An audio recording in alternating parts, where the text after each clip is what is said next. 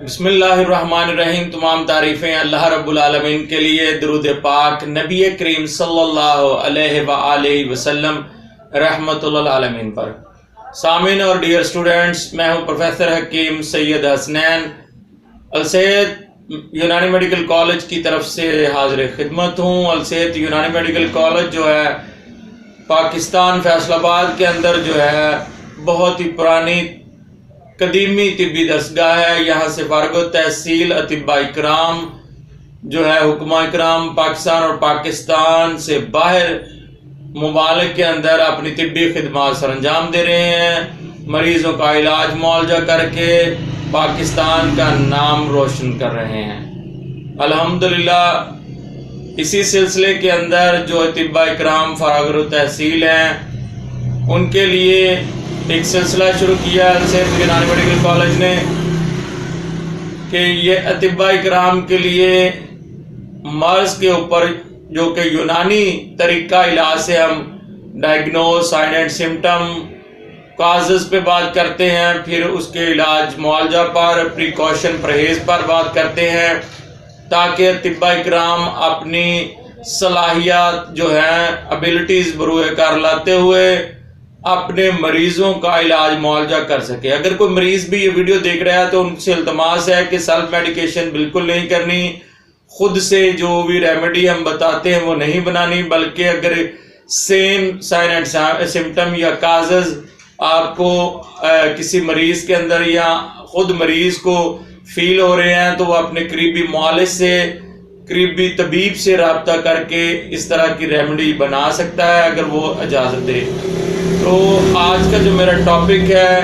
وہ بہت ہی اہم ہے، برین سے ریلیٹڈ ہے۔ دماغ کی ایک بیماری ہے جسے مالی خولیا کہتے ہیں، وہم کہتے ہیں، وسوسہ کہتے ہیں، اس پہ بات کروں گا۔ اور میرے جو نئے آنے والے ویور ہیں ان سے التماس کروں گا کہ اس چینل کو جو کہ السید یونانی میڈیکل کالج کا شاہد محمود صاحب کا آفیشیل چینل ہے،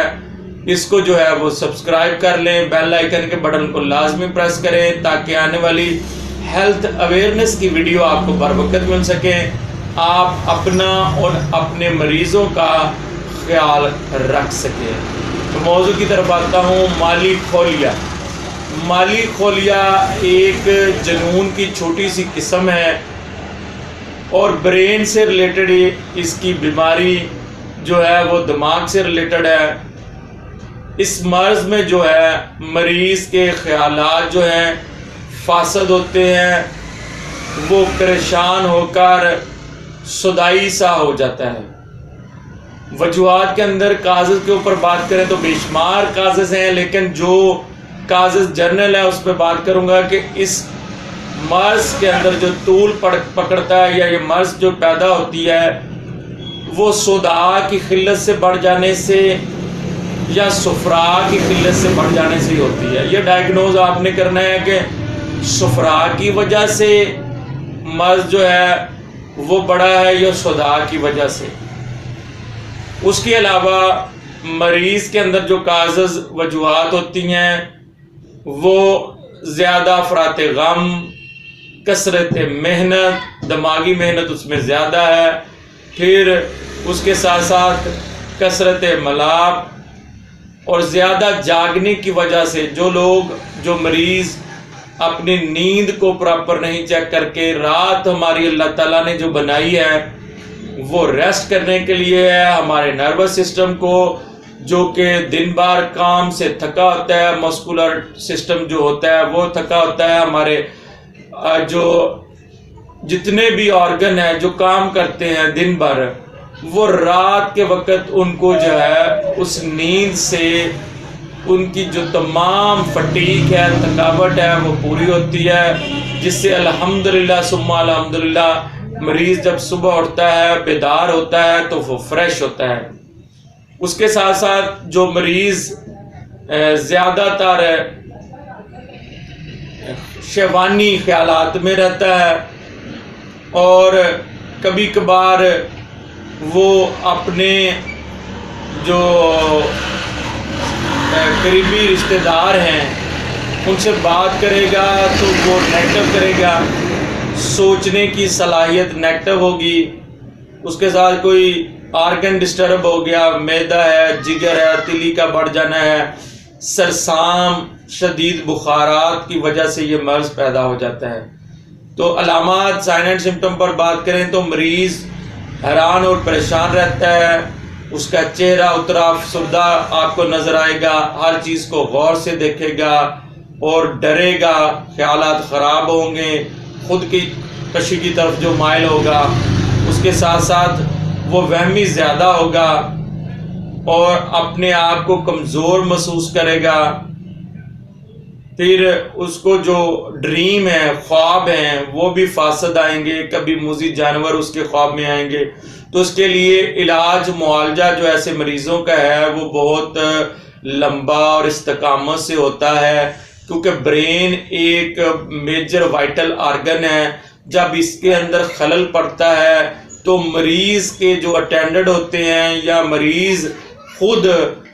جو ہے وہ بہتر ہونا چاہتا ہے، لیکن اس کی جو مرض ہوتی ہے وہ ہیوی ہوتی ہے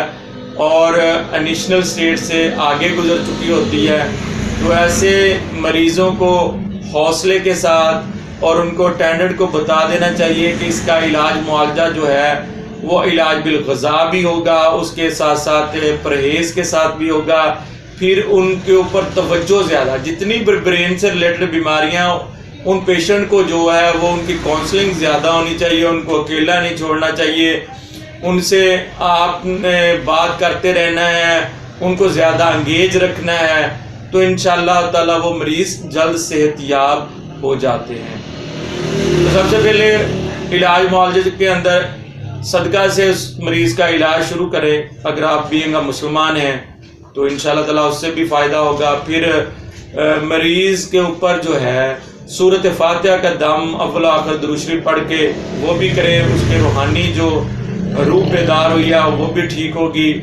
اس کے ساتھ ساتھ جو ہے آپ نے علاج بالغذا کے اندر جو ہے موسمی سبزیاں تو ساری بہتر ہوتی ہیں، لیکن ٹیمپرامنٹ چیک کریں۔ جو سبزیاں زود ہضم ہیں، جس میں میں اکثر بات کرتا ہوں، کدو شریف ہے، اس سے ریلیٹڈ جتنے بھی گیا کدو ہے، حلوہ کدو ہے اور گیا توری ہے، یہ بہت ہی زبردست چیز ہے اس مریض کے لیے، اور اس پاور ہے اور ٹونک کا ایک جو ہے نا الحمدللہ درجہ رکھتی ہے۔ پھر سردیوں کے اندر شلجم ہے، مولی ہے، ساگ ہے، میتھی ہے، یہ بڑی بہترین ان کے لیے سبزیاں ہیں۔ اس کے ساتھ شملہ مرچ جو ہے وہ بھی بڑی زبردست ہے۔ تو ایسی مریضوں کو سبزیوں کے اندر یہ دیا جائے۔ شوربہ جو ہے وہ جو مرغ کا چوزا ہوتا ہے، مرغی کا جو ابھی اس نے مطلب آواز اپنی نکالنے نہیں شروع کی ہوتی، اس کا شوربہ دیں، اور یا بکرے دمبے کا جو شوربہ ہے جو کہ اپنا اس کے سر کی طرف سے یعنی کہ گردن کی طرف سے گوشت لیا جائے تو وہ بڑا مفید ہوتا ہے، یخنی بنا کے اس کو دیا جائے اور شوربہ دیا جائے۔ پھر پرہیز کے اندر جو ہے وہی کہ اس بندے کو زیادہ جو خلت سودا کے اوپر ہے تو وہ چیزیں بند کرنی ہیں، اگر خلت صفرا کے اوپر ہے تو گرم چیزیں آپ نے بند کرنی ہیں، گرم اور خشک چیزوں سے اوائڈ کروانا ہے۔ دودھ جو ہے اس کے لیے ایک بہترین ٹانک ہے، وہ بھی مغرب سے پہلے اس کو پلا دیا جائے۔ اور اس کے ساتھ ساتھ پھر علاج بل جو معالج کے طور پہ ادویات ہم کرتے ہیں، اس میں آپ دیکھیں کہ جو مجون نجاح ہے وہ بہت ساری کمپنیاں بنا رہی ہیں، وہ دے سکتے ہیں صبح و شام، اس کی خوراک 2 گرام ہے۔ اور اس کے ساتھ ساتھ شربت احمد شاہی یا احمد شاہ کے نام سے مارکیٹ کے اندر دستیاب ہے، وہ پلایا جائے۔ اگر آپ نے اپنا بنایا ہوا کوئی چیز دینی ہے تو اس میں چھوٹی چندن جو ہے جسے سرول بھی کہتے ہیں وہ اور گل سلوتی جو ہے وہ برابر مقدار میں آپ لے لیں، اس کا صفوف بنا لیں۔ 1 سے 2 رتی جو صفوف ہے اس مریض کو عرق غوث بان کے ساتھ دیں۔ عرق غوث بان جو ہے آدھا کپ وہ اور آدھا کپ پانی جو ہے وہ صبح کے وقت نماز کے بعد اس کو جو ہے نہار منہ بھی پلایا جائے، تو اس سے بھی وہ برقی جو علاج اس کے اندر الحمدللہ فائدہ ہوگا۔ یہ ایک بہترین جو عرقیات سے علاج ہوگا وہ بہترین ہوگا۔ انشاءاللہ تعالیٰ اس مریض کی بہترین کاؤنسلنگ کریں اور اس کے جو رفقا ہے ان کو بھی کہیں کہ آپ ان سے جو ہے وہ باتیں کریں، انگیج رکھیں، رات کے وقت ان کی پراپر نیند کا خیال رکھیں اور ان کو اکیلا نہیں چھوڑنا۔ اسی دعا کے ساتھ کہ پاکستان اور پاکستان سے باہر بسنے والے تمام مریضوں کو اللہ تعالیٰ شفائے کلی عطا فرمائے، طب اور طبیب ترقی کرے، پاکستان کا زیر مبادلہ بڑھے۔ السلام علیکم ورحمۃ اللہ وبرکاتہ۔ دوسرا میرے ذہن میں ایک بات چلتی آئے گی ہے کہ جب یہ علاج معالجہ کریں تو مریض تھوڑا بہتر ہو جائے تو اس کے سر پر حجامہ بھی کریں۔ حجامہ بھی جو ہے بہترین علاج ہے اس کے لیے انشاءاللہ تعالیٰ، مالی کھولیا کے لیے بھی، اور جتنا بھی نروس سسٹم ڈس آرڈر ہوتا ہے کسی کا بھی تو ان کے لیے یہ بہترین ہے۔ السلام علیکم ورحمۃ اللہ۔